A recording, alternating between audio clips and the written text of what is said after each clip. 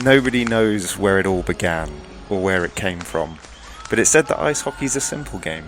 You skate, you pass, you shoot, and you score. But you'd be a fool to believe that. It's fast, it's frantic, it's relentless. It's not for the faint-hearted.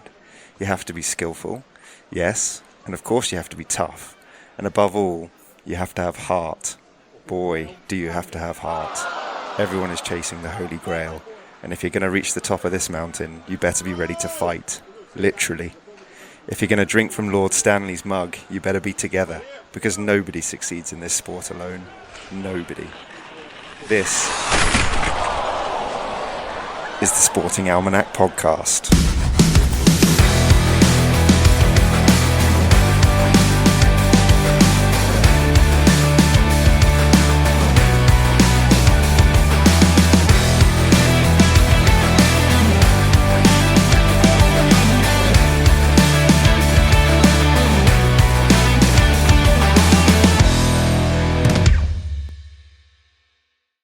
Afternoon, Jack. Afternoon, Ben. How are you today? Yeah, I'm okay, thanks, but probably not as good as you.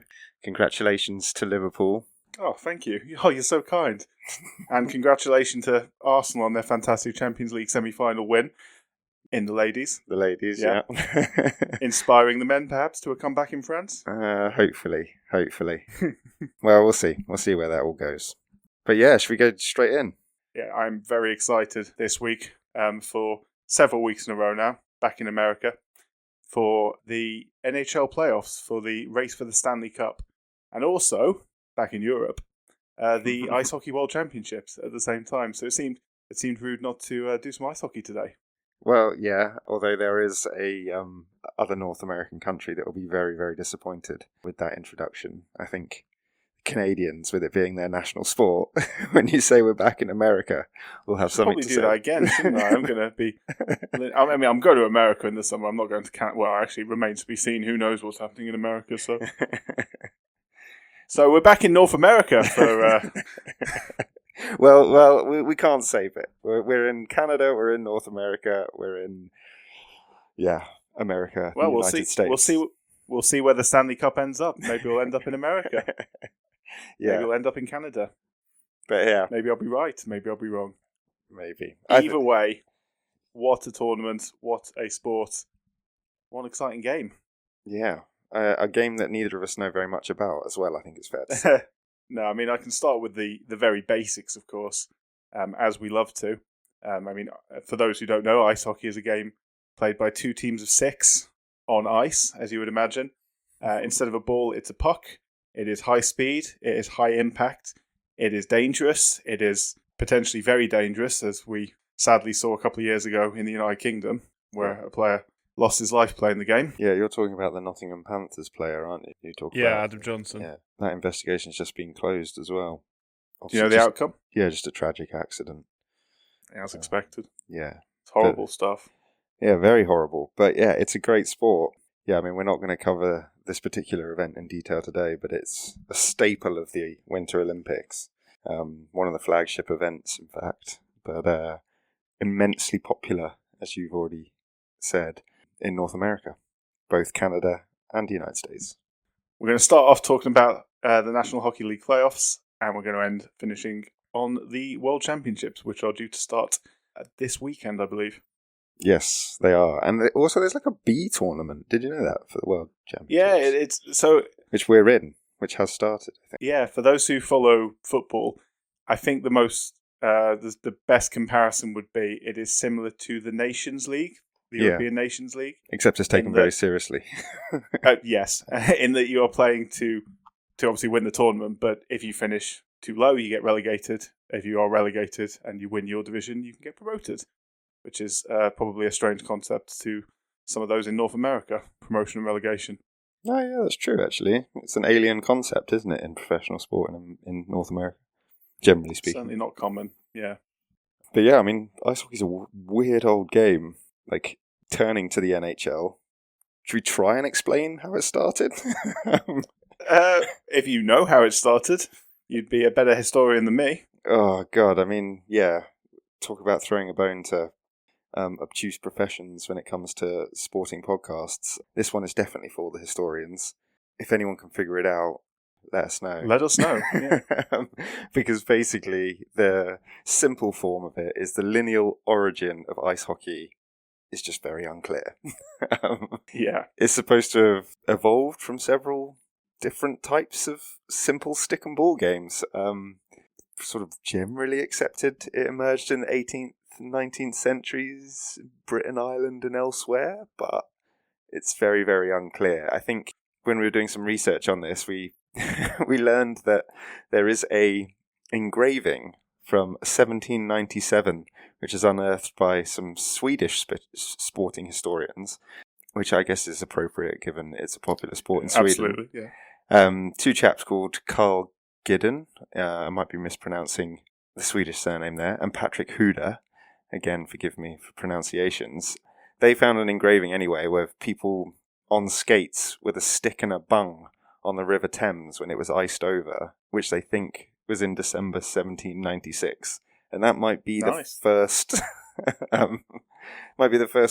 documenting The origin story. Yeah.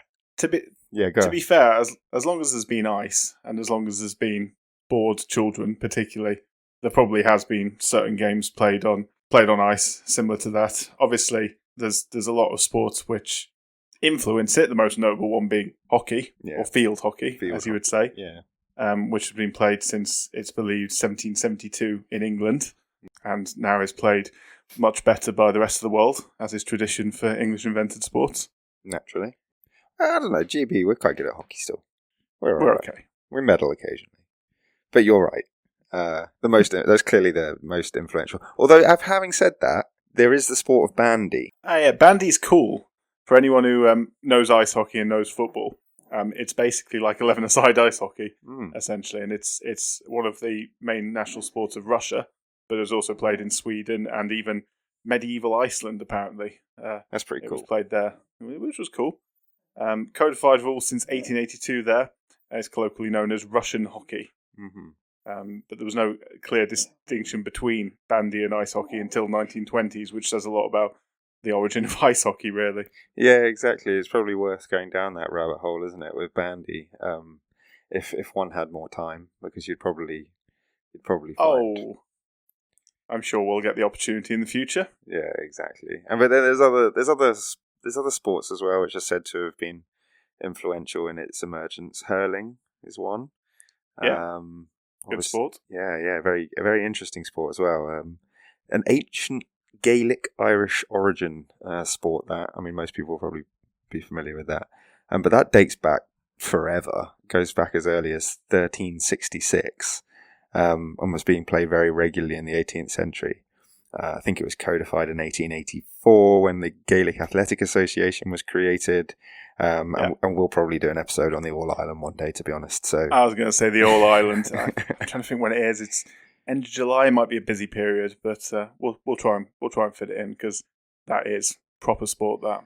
Yeah, exactly. And then lacrosse as well. Yeah, that's true.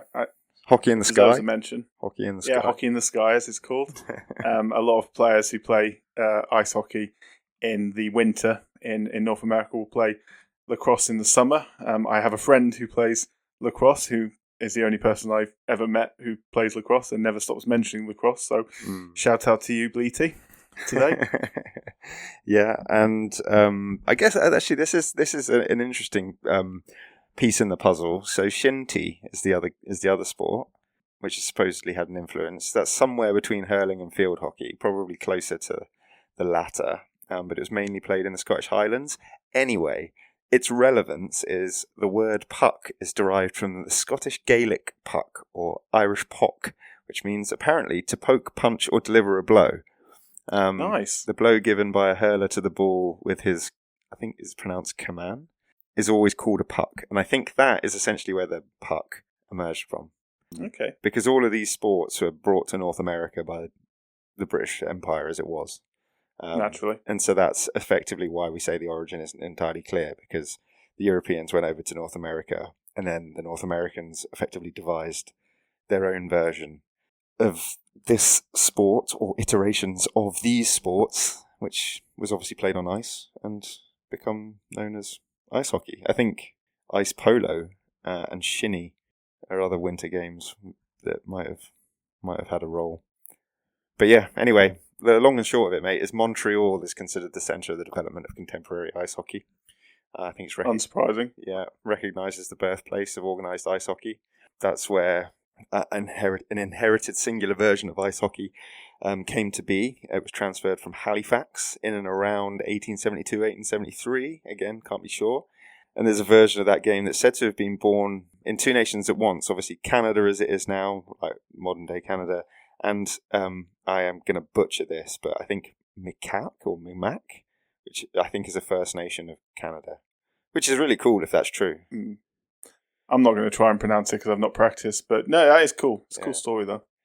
But anyway, whatever that version was, the Montreal-Halifax version of ice hockey, that essentially absorbed all the others and led to the extinction of all other hockey-like games on ice in North America, and it was effectively codified with rules, and that is what we now know as ice hockey.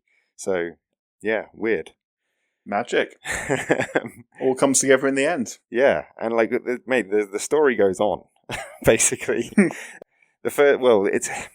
It's known that there was an organised indoor game of ice hockey played in 1875, March the 3rd, in Montreal's Victoria skating rink. Whether that's the first game is hotly debated amongst those that care. But the thing is that it's remembered for one distinctive feature, which will probably resonate with those that are familiar with ice hockey. Some observers very early on in that game made a quick note of how surprisingly aggressive and violent in nature it was. And I think it was described as shins and heads being battered, benches smashed, and the lady spectators fled in confusion. just the lady spectators. Well, yeah, I mean, it was the 1800s, so they probably were. Yeah, good old Victorian times. Yeah. Probably a male writer, and who knows who was fleeing. But yeah, I mean, obviously little has changed in 150 years, it would seem. Yes, indeed. The game literally has enforcers whose primary job is to smash people, and players are actually allowed to just fight. Somewhat allowed to fight. We'll come to that. Yeah. The fighting rules are very interesting. But yeah, so that's possibly the first game, if not the first game, one of the first games.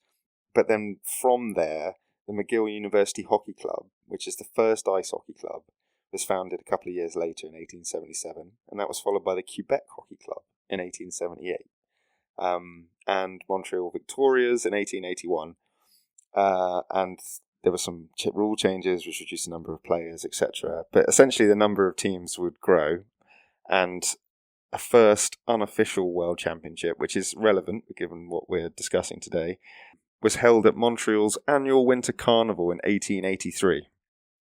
And the McGill University Hockey Club won the tournament and was awarded the Carnival. Been doing it longer than everyone else. Exactly. And probably, yeah, I don't know. The way these things were back in the day, it was probably a bit boys' club and things maybe tipped heavily in their favour. That's my suspicion. It's unfounded. I've got nothing to base that on. Well, we love a conspiracy theory. Well, exactly. And yeah, they were awarded the Carnival Cup. So they were the first holders of any kind of trophy. And the trophy, this is where it all starts to come together.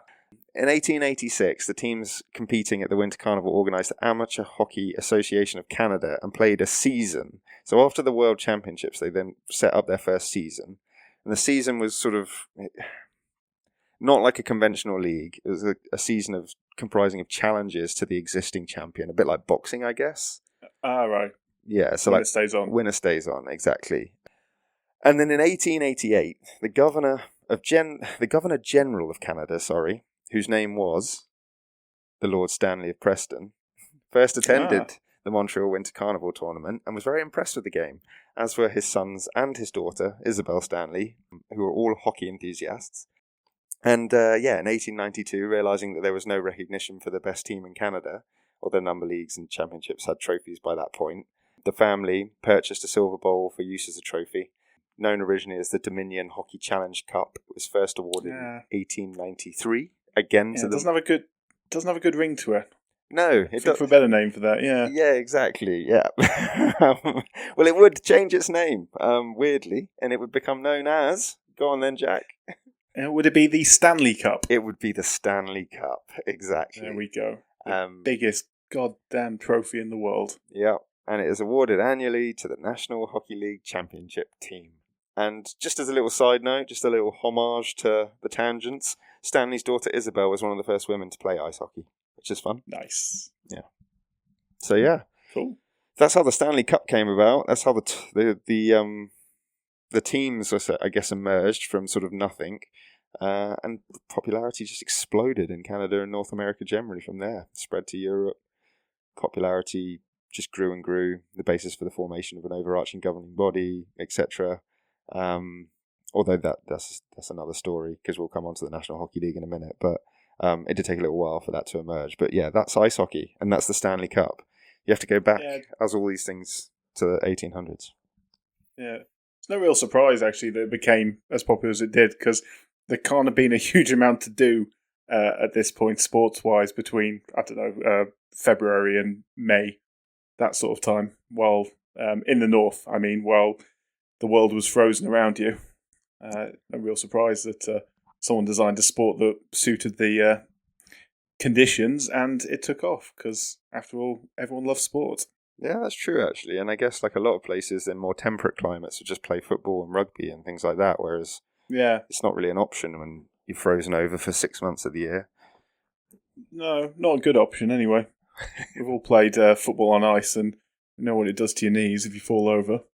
Such are the perils of the sorts of conditions you're describing. So we've got the Stanley Cup, we've got ice hockey. I guess we need the National Hockey League, Jack. Indeed, yeah. So going into, as with all sports, as with any sport which becomes popular, it started off with a whole heap of amateur and local associations.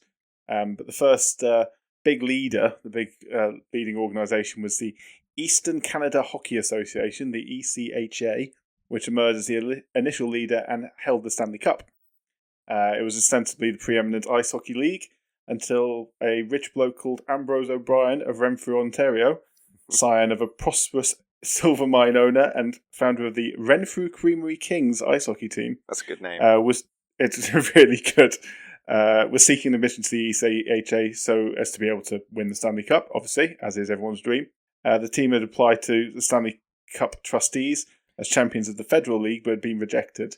This, as it so often does, led to a dispute between the dispute and the creation of rival leagues. This is very familiar to anyone who heard our... seeing some similarities emerge. Heard our NFL episode a couple of weeks ago.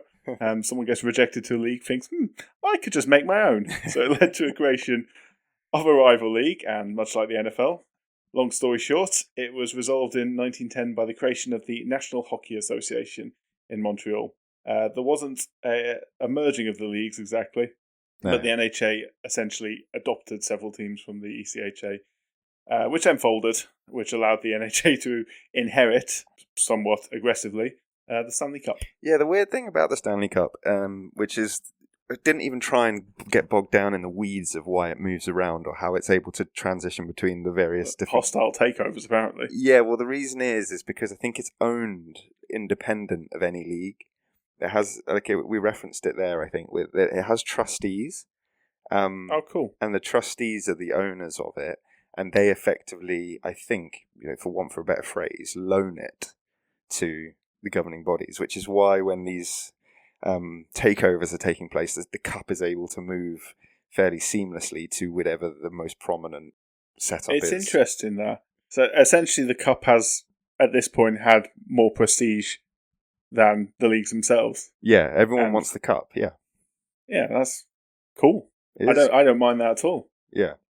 But yeah, the same thing, I think the story doesn't end there, does it? I think the same thing happened to the NHA, as they Hostile did. takeover, yeah. Yeah, as they done, was done to them. The Pacific Coast Hockey Association came about, and basically, again, not dissimilar to what you were telling us about in terms of the NFL, bidding wars began for players. These two were... Which no owner likes. No, exactly. And so these two, and again, a little doff of the cap to the NFL episode, were smarter, and they did agree to what is essentially a merger, which led to a playoff between the leagues for the Stanley Cup. So they'd have they remained independent of one another, but they effectively created two different leagues, and then the winner of the NHA played the winner of the PCHA, and whoever won it gets the Stanley Cup, which is made sense. Same as the 1967 to 1969 NFL AFL, for those who remember. Yeah, exactly. And then as a small hiccup, World War One came along. Very much did affect Canada greatly. Yeah. A lot of Canadian soldiers fighting for the British Empire in that. Mm-hmm. Thank you. Yeah. Thank you very much. That's kind of them. Yeah, that was kind. But yeah, so basically that very much got in the way. PCHA, because I think they were maybe a bit richer, sought to take advantage, poached a lot of players from the NHA, who in turn struggled. And then this is really peculiar because realizing they couldn't compete because of the restrictions or the challenges of the time, the NHA just folded and just set up the National Hockey League. So rather than it was the same people, I think. I'm sure there were variations within the theme, but the executives just effectively dissolved the company, I assume, that was the NHA, and recreated it as the National Hockey League. Yeah, and then on its emergence in 1917, the league expanded into the United States, and that's how ice hockey, in a sort of an organised sense, tipped into the USA, having originated in Canada. And nice. The first club was the Boston Bruins, who are quite famous. Still going, very much so. Yeah, they joined in 1924. And then the NHL would effectively just take over the role that the NHA was playing and compete with the PCHA, and the Western Canada Hockey League, from whom another league had sprung. So there were now three. It's nice and simple, this, isn't it? Yeah, this is absolutely insane. But like three, so you then had three leagues effectively doing the same thing, competing for players in the Stanley Cup. And then another hiccup. Can you guess what it was? Well, we've done World War One, so I'm going to assume World War Two. Yeah, and the Great Depression. That too, yes. Yeah, sorry, I've misled you slightly because it was World War Two. That was obviously the most significant, but the Great Depression as well just had a massive impact on the clubs, reduced the league to 6 teams, who would later become known as the Original Six. There was only 6 teams in 1942, and it would stay that way until 1967, when the league expanded again. And I think basically it seems as though, and again, I couldn't really get quite to the bottom of it, but I think the NHL just coped better with that whole period, and I'm not entirely sure why, but they were the ones that emerged for the other side of all of this trouble with, with some degree of organisation and resource. And so they entered into a deal with the Stanley Cup trustees to gain full control of the Cup. That happened in 1947. And from henceforth, that was the only hockey league that you needed to worry about. Actually, that's not true. I've lied already.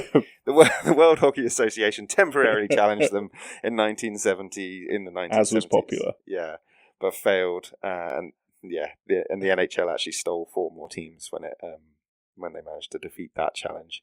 But yeah, the NHL. As was the style at the time. Yeah, exactly. So there you go. There's the NHL. Nice. That's it. That's, as far as I can tell, that's it. I mean, I don't think we can simplify it further. And someone who is more familiar with ice hockey will probably tell us to go fuck ourselves and say that we've completely butchered that history, but there we are. Nah, we're experts, mate. It's expanded, obviously, a lot since then. 32 teams now, as of a couple of years ago. There's a couple of expansion teams this decade, or in the past few years, organised into 4 divisions of 8 teams in 2 conferences. And at the end of every season, as is now ongoing, the top 16 teams in the leagues, the top 8 teams in each conference, specifically the top 3 teams in each division and 2 wildcard teams, if anyone cares about that, compete for the Stanley Cup in a straight best-of-7 knockout. So last 16, quarterfinals, semi-finals, final, essentially, all best-of-7. Obviously, conference championships, and then the 2 conference championships go into the Stanley Cup finals. Mate, you've done a much better job. Simple. Yeah, I was going to say, you've done a much better job of that than I would have. My note says it's long and it's complicated. I'm just talking about the playoffs. I mean, the season itself is, what is it? It's 82 games, I want to say. Right. I think it's the same as basketball. I think it's 82. Probably should have written that down. Never mind. But yeah, it's long. It's the only the four main North American sports. North American, so he saved it that time. Of the four main North American sports, it's the only one that uses points in its league. Oh. Obviously, Major League Soccer does as well, but we're not counting that. So instead of being win percentage... yes, sorry. This is good, yeah. And then the team that has the most points at the end of the season does actually win something. It wins the President's Trophy, is that right? President's Trophy, and gets home field advantage, which means you play 4 home games, 3 away games throughout the playoffs. Presuming that you get through. Presuming you get through, yes. Which obviously, if you're top of the league, you should. No excuse not to. Yeah, and also, I guess it's one of the few American sports that does actually reward, because I guess baseball's not dissimilar, but baseball's a lot harder to win consistently at. It's unusual in the sense that because it's played through series and over a long season where you get points, the cream rises to the top is what I'm trying to say. Yeah. Yeah. Yeah. It's much easier to beat someone over a single game than it is over a 7-game series, right? That's the point. Yes, anomalies are flattened out somewhat. Not that it becomes more possible, but yeah. No, of course. The main difference with the playoffs for the NHL and Major League Baseball is the sheer number of teams in it. It's 16 out of 32 in the NHL, which is, as far as I'm concerned, the absolute maximum you can get away with. I thoroughly dislike the NBA. 20 teams getting in the playoffs out of 30, including the playing games. That's too much for me. Half the league, though, right? Half the league is... I mean, I wasn't thrilled when the NFL went up from 12 to 14 teams in the playoffs. I think that I would not like the NFL to go up to 16. 14 is the absolute maximum for me. It feels like it's something special when you get in the playoffs there, rather than there'll be a lot of good teams who simply get in every year. And I mean, I suppose with the NFL, like, every team's got in the playoffs in the past 15 years or so, unless they're completely incompetent. That would be the New York Jets. But I mean, it's interesting because actually, playoff. I understand the attraction to playoffs. I do. Yeah, they're great games. They're great series, and they're super exciting. And you get a crescendo, and you get a final, and all that stuff. And obviously, it's not completely abstract to us Englishmen in the English Football League with the playoffs. Which are in promotion relegation, which are awesome. Arguably the best part of the season. Outside the Premier League. But at least but it's only 4 teams, right? Like in leagues of 24. It's difficult to get into. You have to finish in the top 6, and obviously miss out on those 2 promotion spots, or top 7 in League 2. So it's difficult to get into. It's like a quarter of the league as opposed to half the league in this case. Yeah. And I think the thing I like about ice hockey is that they do award a trophy if you win the league in the same way that they do in rugby union over here, because we have a playoff in the rugby union as well. Yes. Which was controversial. But it's cool that you get a trophy. Yes, because it kind of defeats the point of a league system in many ways. But at least there's 2 rewards to be won, and at least there's 2 conferences as well, and you play more games against teams in your conference, and even more against teams in your division, as opposed to rugby where it's a single league and they just play each other twice and then they have playoffs at the end of it. I don't know, it doesn't feel as right. If it was split into North and South or whatever, I would understand it more, but I don't know. It's just for the moolah, really, at the end of the day. Yeah. That big final at Twickenham. Yeah. But the league also does have a relevance to the playoff, doesn't it? Because you obviously mentioned about the champion, as so to speak, of the league getting home field advantage or home ice advantage, but it also effectively seeds everyone else, right? So the higher ranked you are, then you also take the home ice advantage. So the 2 division winners will play the 2 wildcard teams, essentially. So they will be the teams that have come at most 4th in their division, possibly 5th in their division, depending on their records. So theoretically, it should be the easier first round match. So it does have a bearing, of course. Nice. And it's seeded from there. That's cool. And then obviously if you win it, you get the massive trophy. You get your name, absolutely gigantic trophy. Name in history. And call yourself a champion. Should we do a little bit of background on the Stanley Cup itself? Sure. Yeah. Oldest existing trophy to be awarded to a professional sports franchise in North America, which I think is fun. I think this is a little bit self-serving. The International Ice Hockey Federation considers it to be one of the most important championships available to the sport.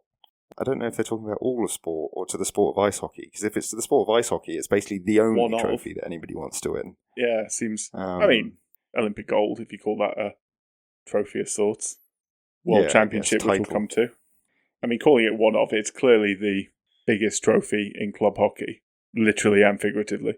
But it's simply known as the Cup, which isn't particularly innovative or novel. Again, sorry, what do we call the FA Cup, Ben? What do we call the FA Cup? The Cup. Yeah, but this because it is the original Cup. I'm just shaking my head at you right now. Anyway, they swing from one end of the hyperbole spectrum to the other because they also call it the Holy Grail. Okay. And then... somewhere in the middle. Facetiously. Yeah, exactly. Facetiously. And chiefly sports writers, and we coined this in our intro. It's also known as Lord Stanley's mug. I like that. I think that's a better nickname. I do look like a dope on the FA Cup thing. Thank you for pointing that out, Jack. I'm dwelling on that now. But it was established as the de facto championship trophy of the NHL in 1926, and then codified as the NHL Championship Prize in 1947 when they did that deal with the trustees. And weirdly, there's actually 3 of them now. So you have the original bowl of the Dominion Hockey Challenge Cup, the Authenticated Presentation Cup, and then the Spelling Corrected Permanent Cup, which is on display in the Hockey Hall of Fame whenever there's a presentation, whenever the presentation cup isn't available. And I think that's basically because over time you have certain names and stuff engraved on it. So the winners' names and the club, so the club name, and then I think there's other people, like a coach or something gets engraved on it. I can't remember. So it fills up very quickly, basically. Fair enough. And then it's got there's other reasons, but which we might come to, but it just got bad and stuff, beaten up a little bit. So they drunk out of. So yeah, exactly. So they've made different versions of it. Yeah, this is the point I was coming to, is that they have a rolling engraving policy where the oldest band is retired to the vault of the Hockey Hall of Fame in Toronto. So as people are being... That's cool. As the graves go, they just basically replace the band around it. Yeah, like obviously it's been won a lot. So do you want to take us through who's got the most wins? Stats. The most W's? Well, as I mentioned, Montreal is the heart of hockey, and the most successful team by far in NHL history is the Montreal Canadiens, with 23 Stanley Cup wins, 24 if you include pre-NHL, and one before the NHL, followed by the Toronto Maple Leafs with 13, and then leading the Americans, the Detroit Red Wings with 11. The Boston Bruins and Chicago Blackhawks with 6 each. So Detroit, the most successful American side? Yes. Interesting. Yeah. They went a fair few years without winning one, but then lit up in the late 90s. Remember that, actually. Remember them being the only ice hockey shirt you ever saw around, similar to the Chicago Bulls with the only basketball shirt you ever saw around, sort of in the late 90s. They're not quite as balanced then as the NFL. Quite a few multiple winners, and Montreal Canadiens way ahead. Yes. Longest, I think they've got the longest streak of winning the Stanley Cup in consecutive years as well, isn't it? Yeah. Is it 5? 5 in a row, 55 till 59-60. And then they won it 4 times in a row, 1979 to 1976. So, dominance. Okay, well, traditions, because we like tradition. You want to know something about the Stanley Cup? If it involves food and drink, especially, but even if it doesn't. I actually don't know if I've got any food and drinks for us this week. Got to be some champagne-related ones. Actually, that's a good point. Maybe I do. Yeah, I do have some. I do. Yeah, that's a good point. All right, well, let's just start from the top. Nobody tends to touch it before they win it. In fact, quite a lot of players in history have not even raised their conference trophies because Stanley Cup's widely considered the only trophy worth raising. Nice. Which, yeah, I mean, if that, I don't think it's a hard and fast rule. I think people have lifted conference trophies and things like that. But as a bit like World Cup in football, like people tend not to touch the trophy when they walk out onto the pitch and all that stuff. I think it's that kind of concept. Yeah, and then there's a phrase which is sort of synonymous with the Stanley Cup now. It's a quote from Philadelphia Flyers coach Fred Shero, who wrote on a chalkboard in the team's locker room at the Spectrum, which I think is the venue, before Game 6 of the 1974 finals, which the Philadelphia Flyers would go on to win. Win today, and we will walk together forever. That is cool. Which is quite grandiose. Yeah. But it's also, it's kind of true. Yeah, he put his money where his mouth is. He went and won the thing, so fair play.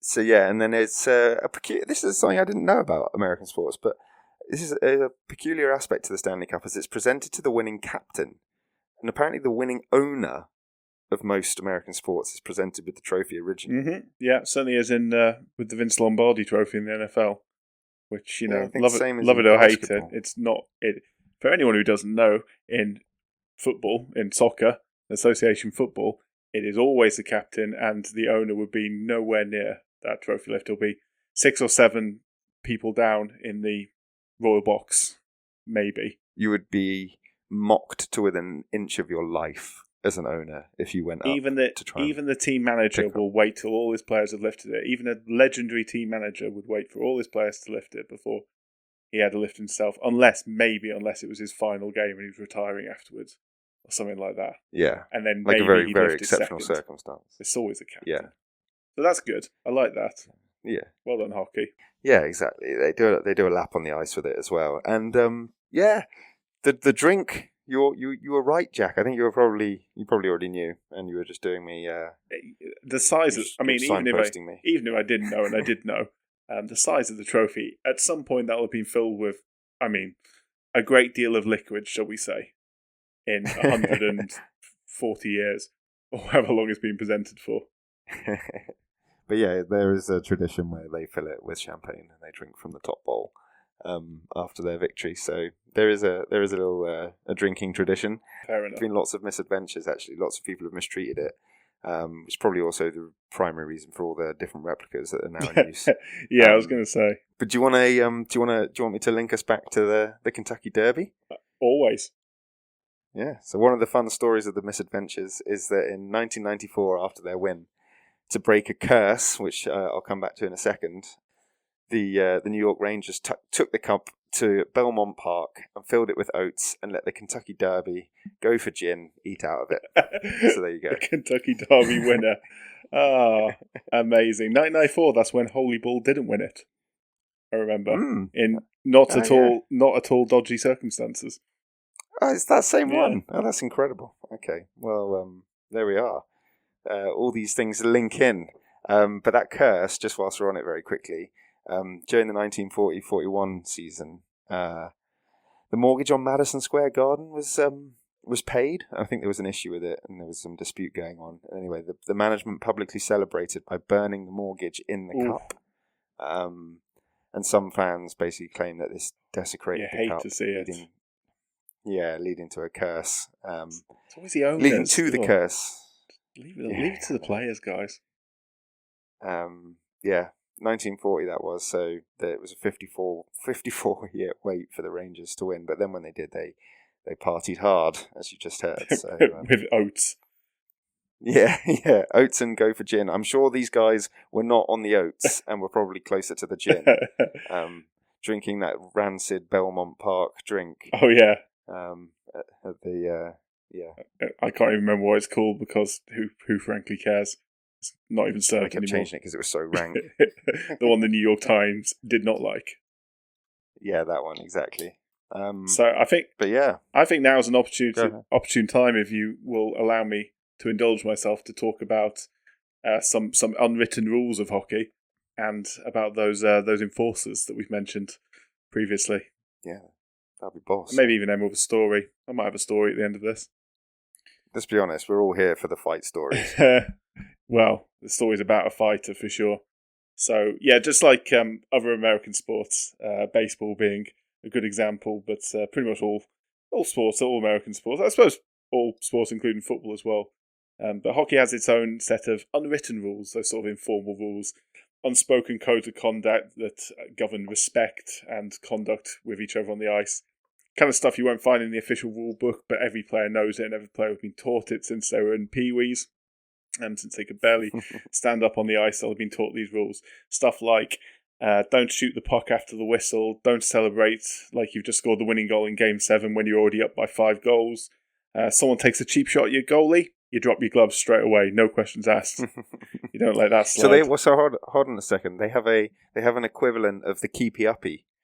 Yes, in ice hockey. It was. If someone's doing a keepy uppy in a game, they're fair play to be smashed. Then, yeah, you just boot them into the crowd, basically, don't you? Yeah, pretty much, yeah.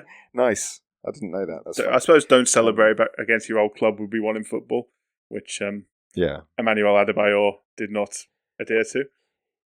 Yeah, but that sparks fights amongst the crowd sometimes, like throwing stuff and things. But it doesn't normally start a fight on the ice. I mean, on the pitch. It could do. No, I mean you'd get sent off in football, whereas as we'll come to, they're slightly more liberal with their fighting rules in hockey. But in terms of the unwritten rules, they're there to maintain a sense of honour. And when it comes to fighting, the code's pretty simple. If 2 players want to fight, you let them. So if 2 players voluntarily enter into a fight, you let them fight.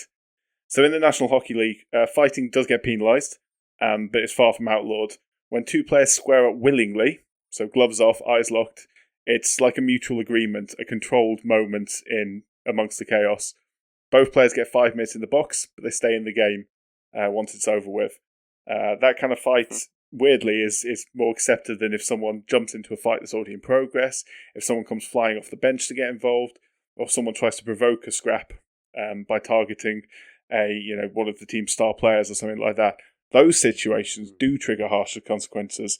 Extra penalties for the instigator, misconducts, kicked out of the game, maybe even suspensions if they're bad enough. But if 2 players square up, drop their gloves, 5 minutes in the bin. Okay. So with the World Championships, which we will come to, take all that nuance and throw it out the window. You just don't fight. If you fight in the World Championships, you're out the game. The culture doesn't exist there. You're just out the game. It's always been the case.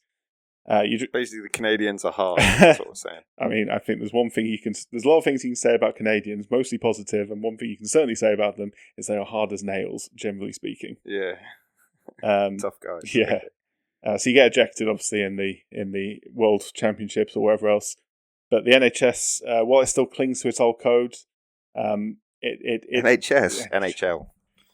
So with the NHL, as much as we love the National Health Service, you might need the NHS after some of these fights.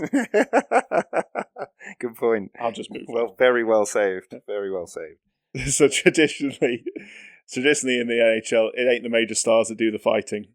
Your superstars, your star scorers, your strikers, they don't do the fighting, but they are protected, and they tend to be protected, historically at least, from what is known as an enforcer, a tough physical player whose role isn't necessarily to score goals, but instead to protect his teammates, keep the opposition in check, and to make the opposition know that if they throw a cheap hit in, there's going to be punishment for it. It's a sort of form of self-policing that La Liga, or certainly up to recent years, have been happy to allow. So they're the ones who'll step in to answer a cheap hit with their fists. They'll step in when the tensions boil over. They'll maintain the balance of power on the ice. So you don't want your star forward breaking his hand in a fight. But your enforcer, part of the job. That is a fun rule. It is. Like, imagine if that was even allowed in like rugby or something. If you leave a late hit on the fly half, like someone's coming for you at some point. Yeah. I guess it's easier in rugby because it's a contact sport. Ice hockey is obviously a contact sport. Oh, it certainly is. Yeah. Yeah. But sorry, what I'm getting at is if you could go beyond if you're allowed to basically just punch someone in the face in rugby in a ruck or something. Go back to the 70s and it was simply. You can't do it nowadays. That's true. But you can't do it nowadays for similar reasons to why it's less common in hockey anymore. So modern NHL tends to prioritise speed and skill over fighters, and they become less and less common. The mentality hasn't vanished entirely. Like even today, if you see a cheap hit or a superstar getting roughed up, it'll still get answered by a drop glove. You'll hear broadcasters say things like he had to answer the bell, which means he had to sort of step up, start the fight. In the unwritten language of hockey, some things still demand a response. Did you see in the on that? Did you see in the Canada-USA game? Obviously, I think That they were all Canada friendlies USA recently. Game. Friendlies? Yeah, they were like... Interesting. Yeah, I know, in the loosest sense of the word, yeah. Yeah. But, there was like 3 fights in the first 20 seconds or something. I mean, absolutely... hockey and politics has a tendency to overlap sometimes, and we'll come to that in a later story, my second story. But for this one, so there was a time, the 70s and 80s particularly, where the most feared man on the ice was never the one with the hardest shot or the quickest hands. It was the one who dropped his gloves. Every team had one, some teams had two. The enforcer, the goon, there to protect the stars, to change momentum, to keep the other bench honest. His presence was a deterrent, a living skating warning sign. In the 80s and 90s... That's a great saying. It's good. Sorry, carry on. In the 80s and 90s, the role was iconic. You had players with nicknames like the Hammer, the Grim Reaper, the Boogeyman, sending chills throughout the league.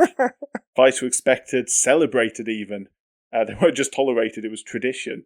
There was players who used to spend hundreds of minutes in the penalty box each season, and they were paid to do it. That was their job. That was why they were in the team. But behind this curtain of toughness, the cost was mounting. In the early 2010s, hockey was shaken by a series of brutal losses. In 2011 alone, 3 former enforcers, Derek Bugard, Rick Ripon, and Wade Ballack, all died within months of each other, all under the age of 36.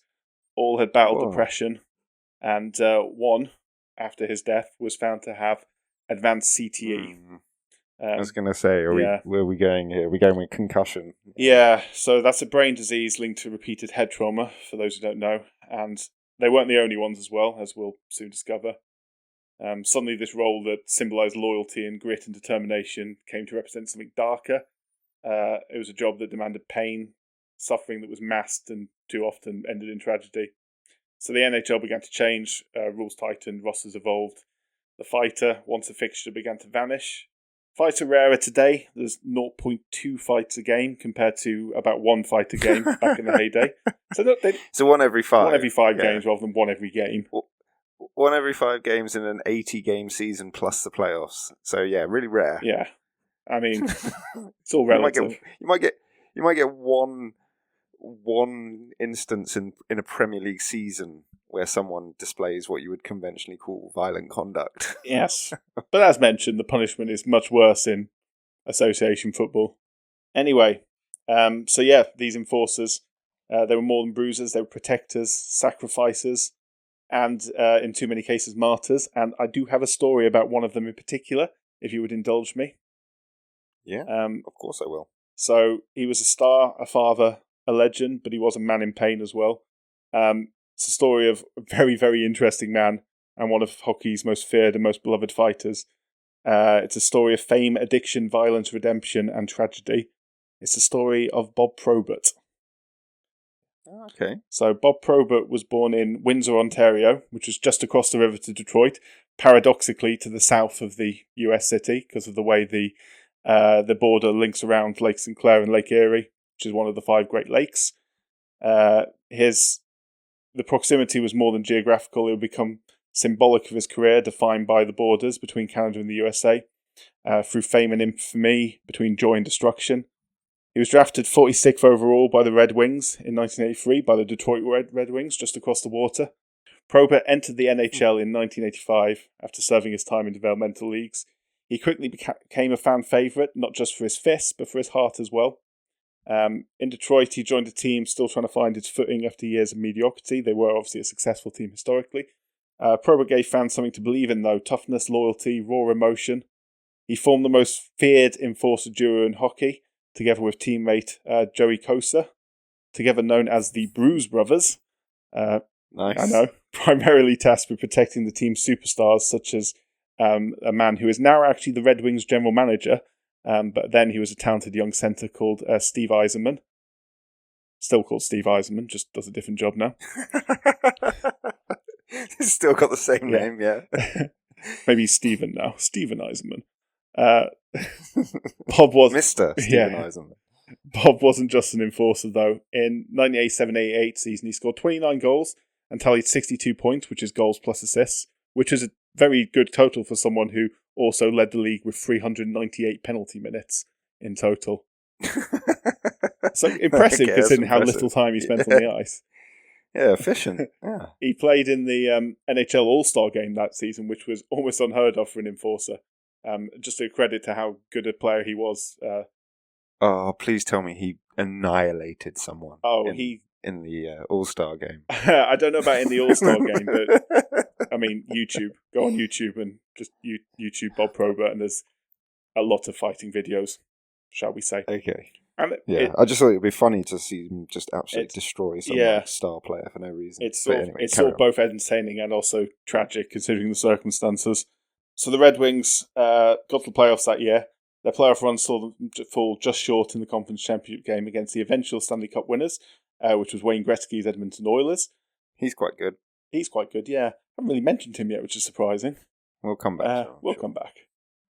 Probert stepped up during the run because Yzerman was absent with an injury, and he ended up the leading point scorer.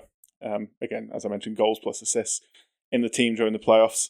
It was the pinnacle of his career, but also the season where the cracks began to show, because behind the scenes, he was spiralling. He was drinking heavily. He was using cocaine and struggling to manage the pressure of being a hockey player and being hockey's heavyweight champion, essentially. In 1989, he was arrested at the Detroit-Windsor border with 14 grams of cocaine hidden in his underwear. As you can imagine, the consequences were severe. He was suspended indefinitely by the NHL, sentenced to 3 months in federal prison in Minnesota, followed by 3 months at the halfway house. I was just about to say, was that Reagan in the 80s and like that kind of era of drugs? Just say in no, America? Yeah. Wild. Okay, sorry, tangent. He was eventually freed and was allowed to rejoin the league, but due to visa requirements, and obviously with his case being crossing a border, he wasn't allowed to leave Canada, so he could only play the Red Wings Canadian away games for the remainder of the season. And once he fully returned, the league and the fans obviously knew that he wasn't just fighting on the ice, he was fighting himself as well. But the fans still roared for him. He was magnetic. Detroit stood by him for a while at least. But in 1994, he got arrested for a DUI and a motorcycle crash in which his blood alcohol level was more than twice the legal limit. Jesus Christ. Unsurprisingly, at that point, the Red Wings let him go. Sadly for him, I suppose, the Detroit went on to win 2 Stanley Cups at the end of the 90s, as I mentioned, without him, and he never played in a Stanley Cup final. He watched on from Chicago, having joined the Chicago Blackhawks, having skipped a season in 1995, which was a strike-shortened season, to be fair, but skipped it because he was in rehab. So he got a fresh start in Chicago, gave the fans more of what they loved. 7 seasons in Chicago, racked up 1,500 penalty minutes. But that's, solid. But as the league changed, his role began to fade. And by the time he retired in 2002, he had amassed 3,300 penalty minutes in total, which is the 4th most in NHL history. He also had 162 goals, 221 assists, and countless scars, physical and emotional. He was a tough guy. He was also one of a dying breed. And the price for being that guy was mounting. His retirement didn't bring him peace. He struggled with his mental health. He struggled with sobriety. Struggled with life without the daily war of hockey. He was arrested several more times. One disturbing incident in 2004 included police using a taser on him. He worked on business ventures. He made appearances for the fans. He was always smiling and sociable for fans and to his family. He was always a lovable goof. His kids talk incredibly highly of him as a father. He was soft-hearted, goofy, despite being the 6'3", 240-pound guy. He loved fishing, barbecues, and being around his family. His daughter Tierney once said he was our hero. And in 2007, he published his memoir, Tough Guy, My Life on the Edge, co-written by Kirsty McClellan. The book was brutally honest: drugs, alcohol, violence, and regret. Him at his most human. 2010, July the 5th, he was on a boat with his family on Lake St. Clair when he suddenly collapsed. His father-in-law tried CPR. His wife Danny called for help, but there was no help coming. He died of heart failure at 45 years old. Jesus. Fueled by his depression-fueled lifestyle. Hockey world mourned, fans, players, coaches, everyone had a Probie story. But one chapter, as I said, was still to come. After his death, Danny Probert, who's an incredible woman by any stretch, I'll come to that in a bit, made a decision to donate his brain to Boston University's CTE Centre. When the results came back, they were conclusive. Bob Probert had severe chronic traumatic encephalopathy. Chronic traumatic encephalopathy, CTE, which is the same degenerative brain disease, of course. I've mentioned those 3 players who lost their lives in 2011 had, and so many former NFL, NHL, and other sport players have. Explaining the mood swings, memory loss, rage, despair. His widow Danny became an advocate for heart disease and for CTE awareness. She appeared at fundraisers, spoke at medical conferences, told her husband's story, and again. She started a bike ride called the Bob Probert Ride, which is a motorcycle fundraiser that ran for 10 years and raised $1.2 million for cardiac care in Windsor, and obviously kept his memory alive as well. So he's a complicated guy, known for his legendary fights. His YouTube videos have many hits. He's known for his grin, his left hand. But now he's also remembered by neurologists, psychologists, and trainers, and his case is discussed in classrooms as well as sports documentaries. So yeah, interesting guy. Not just a fighter, but a man and a father, a flawed, fearless, and utterly unforgettable man. So yeah, so interesting. Yeah, CTE scares the shit out of me. It really does. Like, it changes people's personalities, doesn't it? It's so degenerative. I played rugby. We played rugby for many years. I never got a concussion protocol placed on me. I did. I know you did. Well, 2005, that was when I played. We played our last rugby game together. Obviously, you missed a couple of weeks of that season with a concussion. I remember at the time a lot of people being surprised that you weren't playing. Obviously, being as good a player as you were. But it's scary to think how it's good that it was taken seriously in that case. It's scary to think how little it was relatively. I was going to say, it's funny because we played schoolboy rugby. Like we weren't anything special, but our circuit that our school played on. The circuit our school played on was decent, and it had some players that went on to become professional. But it's so It was a decent level of school rugby, is what I'm trying to say, and it's very interesting. I've just got to step in there and say one of the players you're referring to is England's all-time most capped player. Yes, it is. So, Ben Youngs. Yeah. So pretty good standard. And but I think the point you're trying to make, which I think is completely right and very interesting, and I think that's why that story is so fascinating, is we were at school, as you say, in 2005, and it was novel that people would take a head injury seriously. Like people would genuinely, it was right at the beginning of people saying, exactly, you can't play for 1 or 2 weeks or 3 weeks or whatever the rule was. I think it was 2 or 3 weeks. If you've had a concussion, whereas obviously now it's a lot more sophisticated. You have to go through tests and you have to see doctors and things like that. Yeah. But you can imagine a guy that's drafted in the 80s who plays all the way throughout the 90s, who's basically his job is to just smash people and be smashed. Yes. He was your numbers. Just to put this into context for people, if we want to articulate just how brutal this guy's job was. You said he had 3,300 penalty minutes. If it's 5 minutes in the bin every time, that's 660 times. that he was sent off. He would have got other penalties too, obviously shorter penalties, but I would say, you'd be talking in the several hundreds, certainly. Yeah. That's like... You think about professional boxers, yes, obviously they get punched in the head.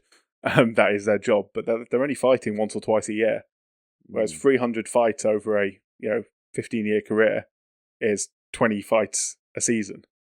Yeah. Getting punched with bare fists in the head. Yeah. As well as getting checked, as well as checking people. Yeah.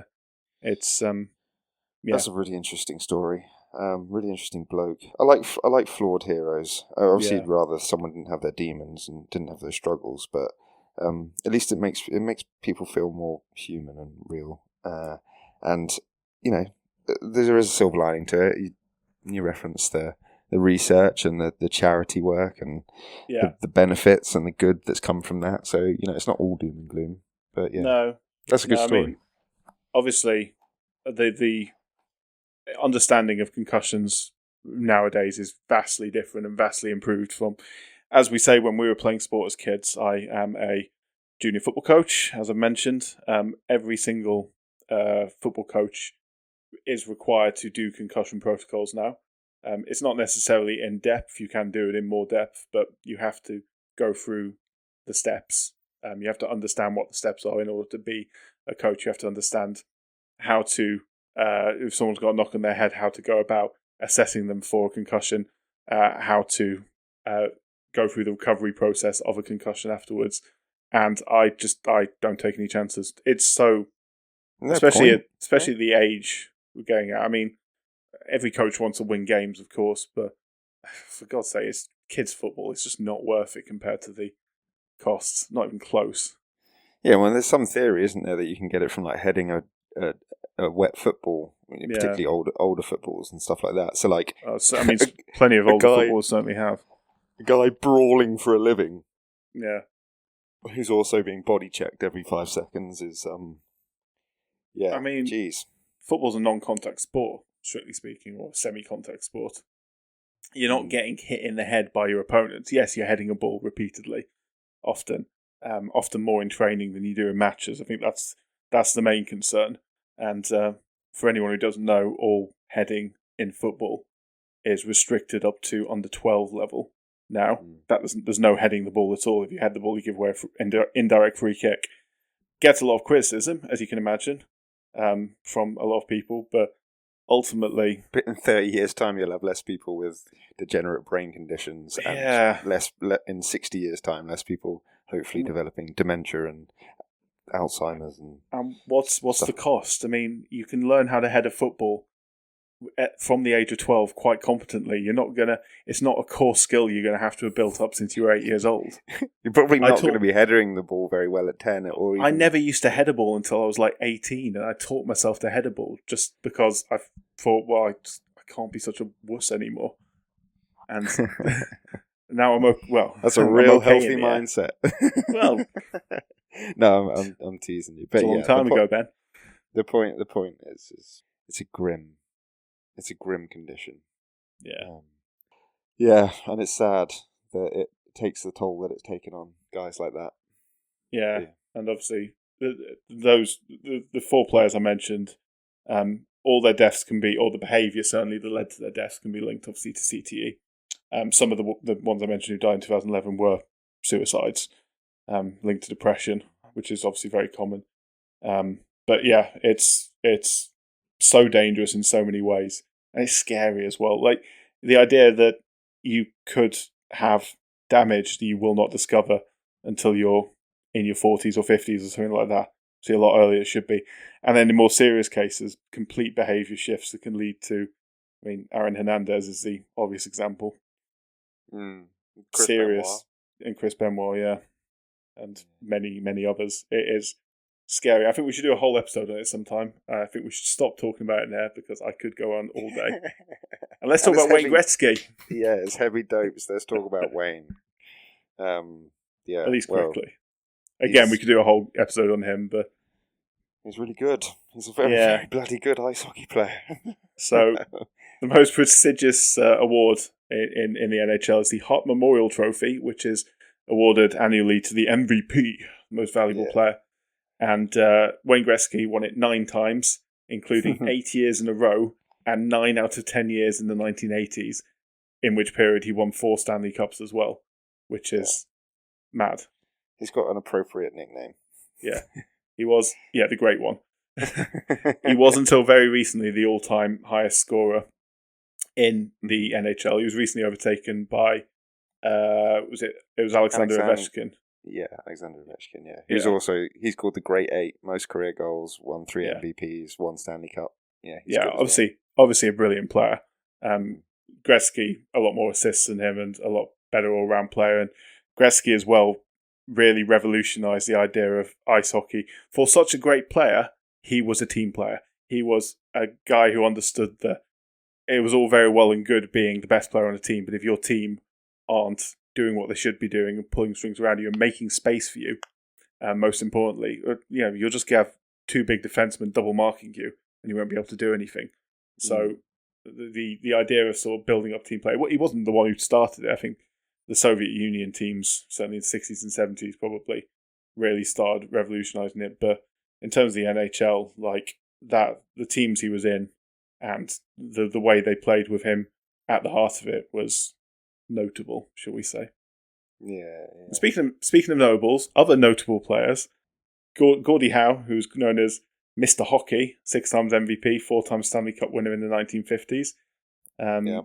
Also very good. Yeah, Sidney Crosby, 2-time MVP.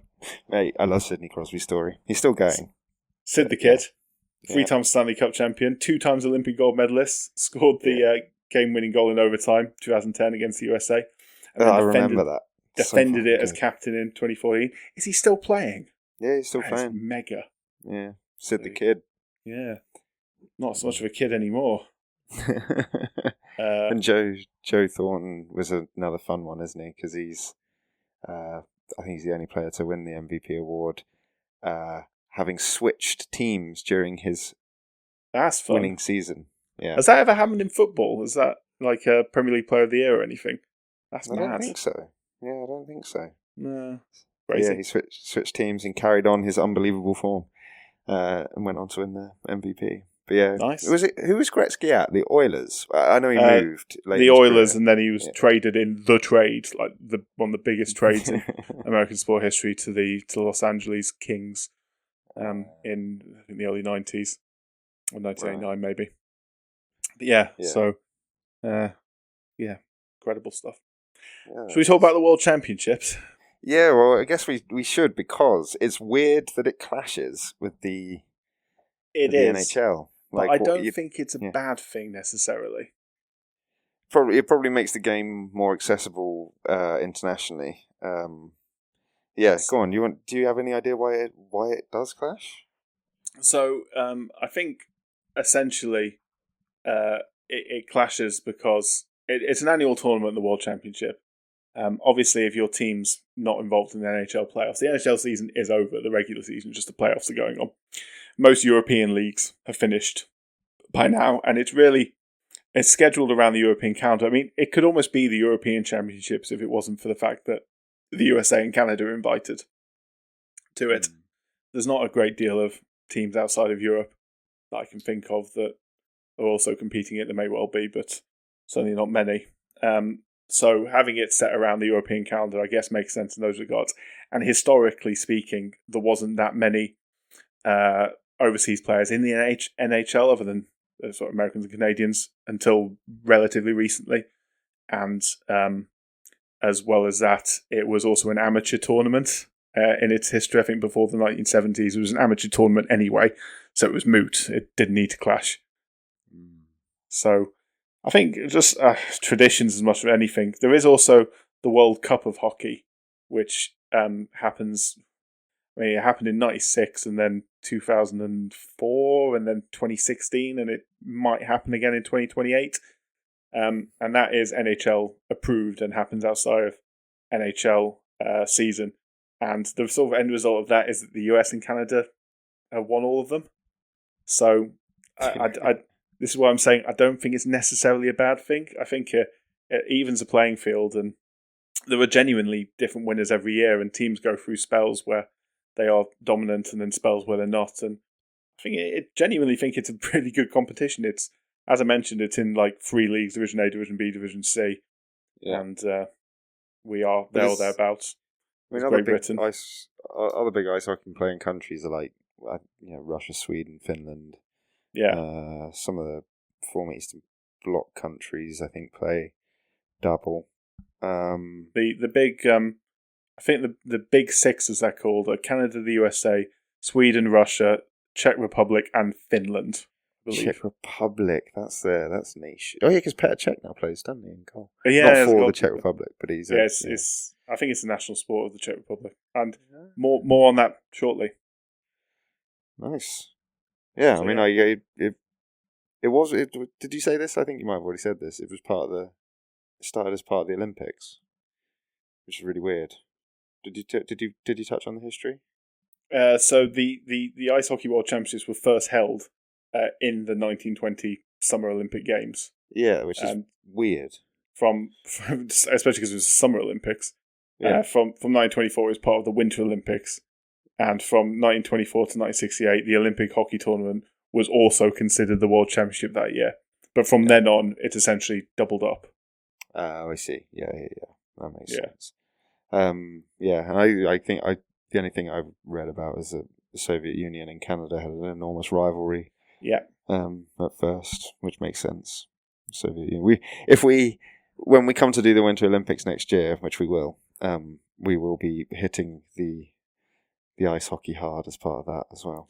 Yeah, I mean, there's obviously the Miracle on Ice is a legendary story from the Winter Olympics, and it is so because it mixes politics and sport, which is always fun. So obviously this year's Ice Hockey World Championships, Czech Republic are the defending team. It starts on this Friday, May the 9th, and goes on to the final will be on the Sunday, the 25th of May. So Canada has the most titles, 28. Russia second to them. I assume, I've not actually checked that, but let's face it almost certainly is. Yeah. Should be interesting, but in terms of mixing sport and politics, I do have another story, if you like it, which I think would be a good way to end this episode on.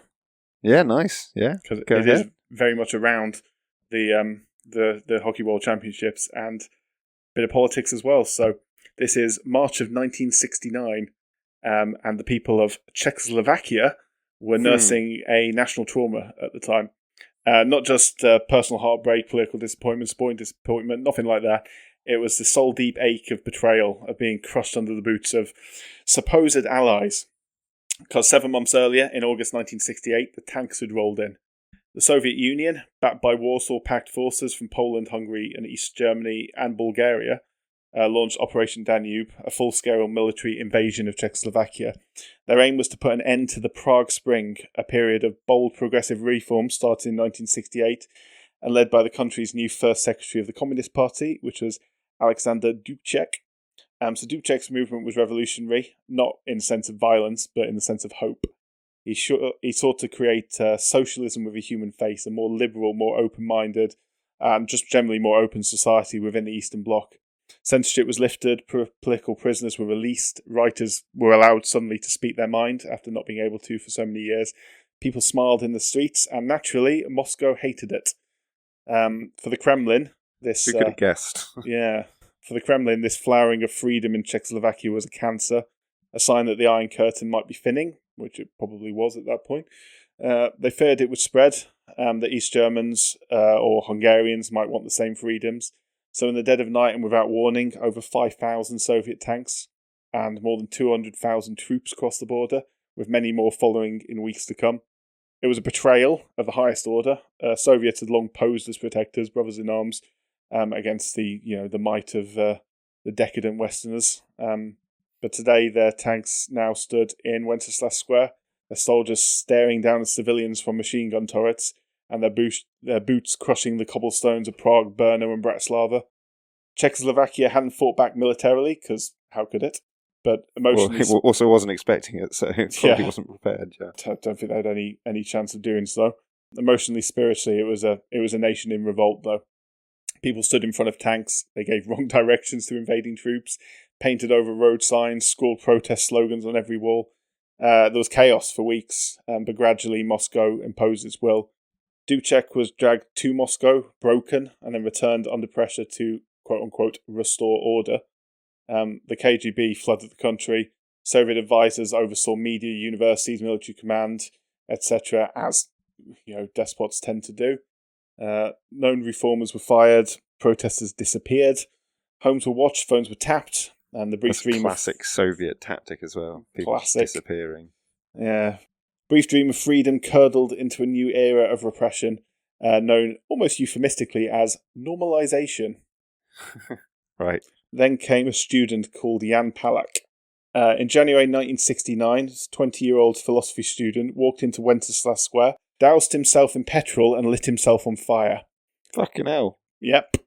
He wasn't the only one as well. He was just the first. Bit of self-immolation. First in Prague. A desperate act, not out of madness, but out of conviction. He wanted to wake his countrymen to scream through the silence. He died, understandably. Days later, his body burned, his lungs charred. Tens of thousands marched in his funeral. The government tightened its grip as a result. Message was clear. There'll be no debate, no debate on the streets. By March 1969, Czechoslovakia was a country silenced. People whispered in kitchens, scared to speak outright. Students feared informants. Parents warned children not to speak their minds at school. Friends stopped trusting friends. The KGB and the STB, which is a Czechoslovak version of the KGB, were everywhere, watching, listening, documenting. It was not just oppression, it was paranoia institutionalized. But then something unexpected happened, and something quite nice happened. Sport. So Prague was expected to host the 1969 Ice Hockey World Championships, but for obvious reasons, these were moved. They were moved to Stockholm in Sweden. The Soviets had won 6 consecutive tournaments at this point, and the Czechoslavs were due to play them twice. Their players were genuinely in a tough position. They felt under pressure to not show up the occupiers, but naturally also wanted to kick their asses back to Moscow for every man, woman and child who had stood helpless in the face of Soviet power. Hopefully the latter. Yeah, and pretty much all the neutrals agreed with them, weirdly enough. All their opponents at the tournament and most people watching on. Everyone's second team all of a sudden. Weird, that. So the first game came along, first game between the two. Czechoslovakia versus the Soviet Union. With the weight of a wounded nation at their backs, they went to war on the ice. March 21st, 1969, in front of a very charged crowd in Stockholm. The tension was almost unbearable, but the Czechoslavs raised their game as a result, and they did the unthinkable. They won. 2-0. Nice. No fluke, no luck, just gritty, disciplined hockey. The Russians refused to shake their hands at the end. Of course they did. But Jesus. This didn't dampen the victors' joy. The country erupted. Radios blared the news. People poured into the streets, cautiously, but then in waves as time went on. In Prague, crowds shouted and sang, waved flags. It was joyous. But there were also just 1 or 2 signs of defiance starting to show.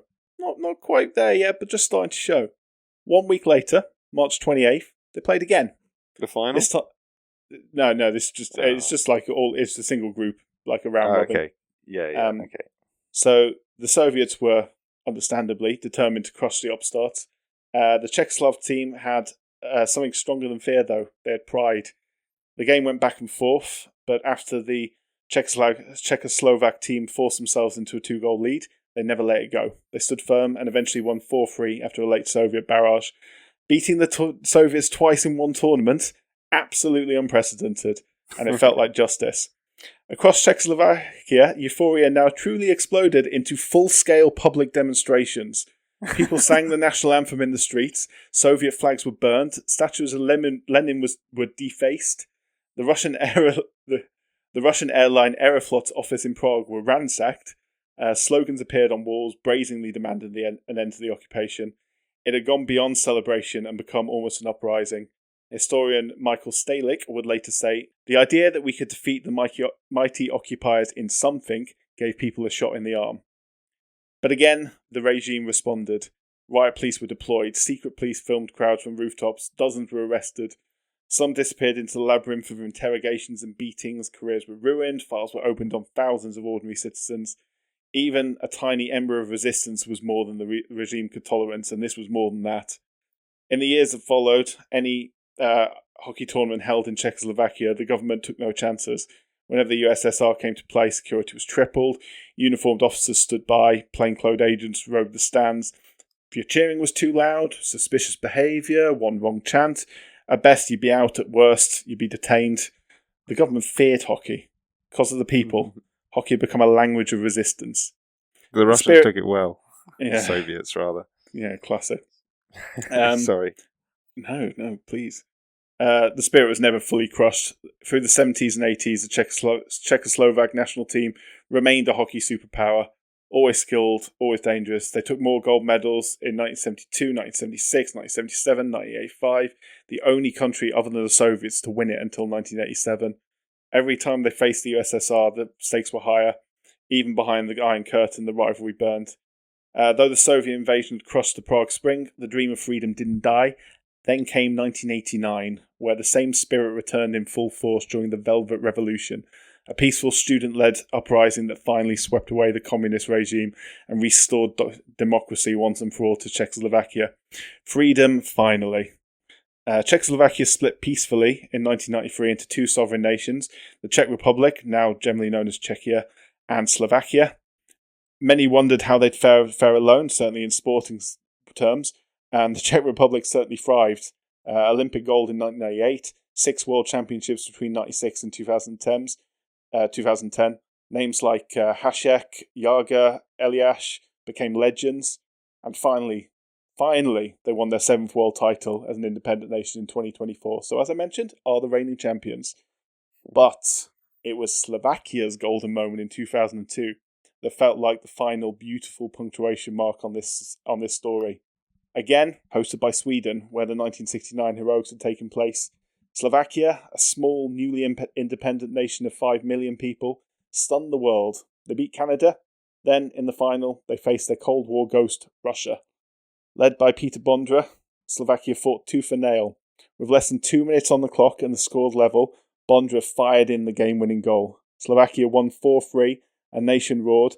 Bondra, usually utterly stoic, cried during the national anthem. Slovakia, small, free and defiant, were world champions. The echoes of 1969 rang through that rink.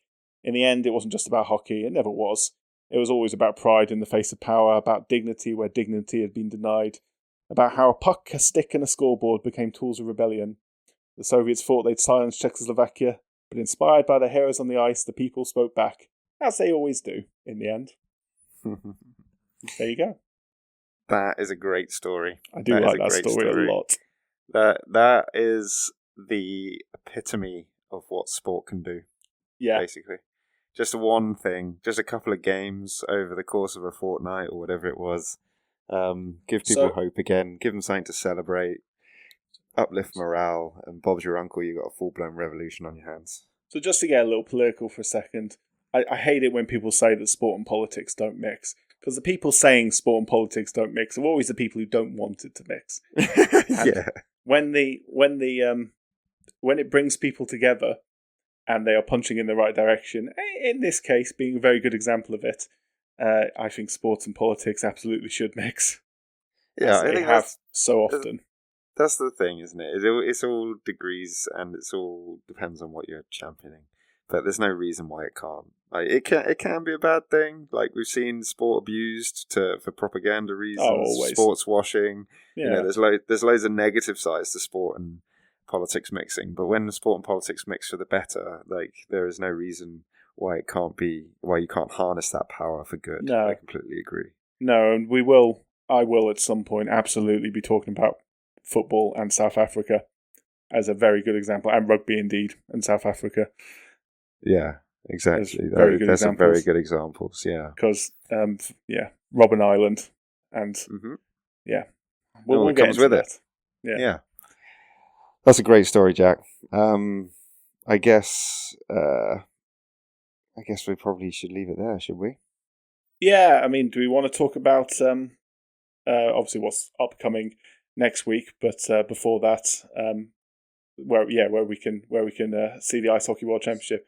So the NHL Playoffs and the Ice Hockey World Championships, I think Premier Sports in the UK are the. I think TNT might have some of it as well. Yeah, I think TNT got the NHL, I assume. Yes. Not the World Championship, yeah. Yeah, I think that's right. I think if you're an ice hockey fan in the UK, Premier Sports is your go-to for it. You probably already know that if you're an ice hockey fan.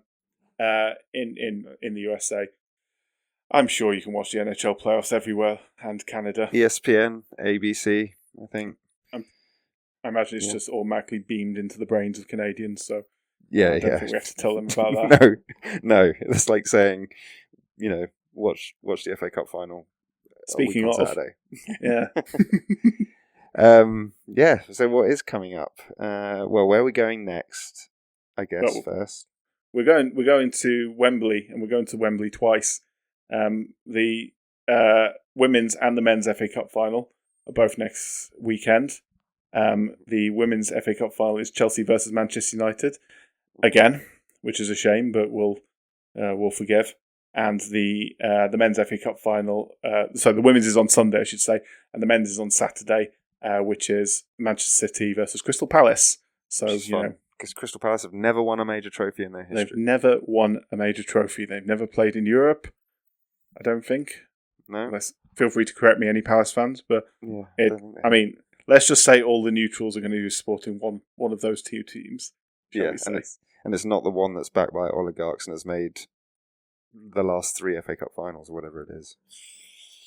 It's not that one. No, they haven't made the last 3 FA Cup finals. Last 3 FA Cup semi-finals. That's it. They made the last 2 finals. Yeah, the 2 Man City United finals. But that's how I ever celebrated Man United winning an FA Cup last year. Yeah, or maybe it is 3 finals. I don't know, but it doesn't matter. We will give you the details of that next week. Also upcoming this week, if anyone's interested, second legs of the Champions League. It's a week off in the Grand Prix. World relays in athletics and all your usual suspects. And we're not going to recap everything that happened over the bumper bank holiday weekend of sport because there was a lot of it.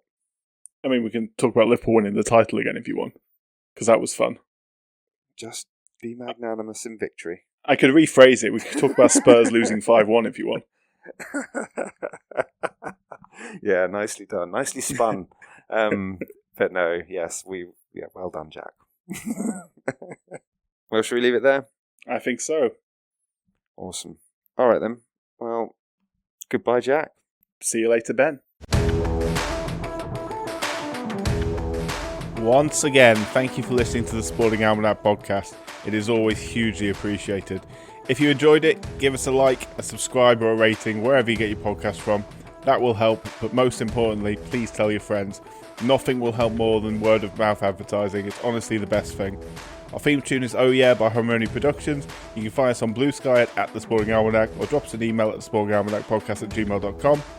We'll be back next week with the 2 FA Cup finals, so hope everyone has a wonderful week. And until then, stay curious. Sport is nothing without the stories of making. Goodbye.